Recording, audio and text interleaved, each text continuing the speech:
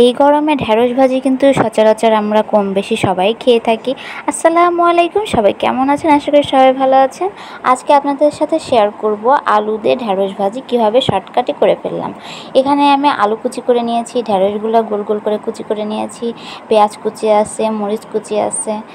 এখন এইটা সুন্দর করে আমি লবণ দিয়ে মাখিয়ে রেখেছিলাম 5 মিনিটের মতো। মাখিয়ে রাখার পরে এবার আমি অল্প একটু পানি আর তেল দিয়েছিলাম চুলার পর, দিয়ে আমি ঢেঁড়সটা ঢেলে দিয়েছিলাম। দেখতেই পাচ্ছেন ঢেঁড়স ভাজিটা আমার আর কি কেমন হয়েছে। এখন আর কি আমি কষাচ্ছি পানি দিয়ে। একটু নরম হয়ে এসেছে, আর পানি দিব না, অসামান্য পরিমাণে একটু পানি দিতে হবে যাতে লেগে না যায়। আর তেল দিয়েছিলাম একটু বেশি। দেখতেই পাচ্ছেন আমার এইটা হচ্ছে আর কি ভাজা প্রায় মাঝামাঝির দিকে, শেষের দিকে আর কি বলা চলে। ভাজিটা একদমই মানে অল্প হয়ে এসেছে ভাজতে ভাজতে। তো এই রকম ভাজি করে খেতে কিন্তু অনেক বেশি ভালো লাগে। আমি একটু হলুদ দিয়েছিলাম আর লবণ দিয়েছিলাম, দিয়ে ভাজিটা একদম ভাজা ভাজা করে ফেলেছি। আর এটা হচ্ছে আলু দিয়ে ঢেঁড়স।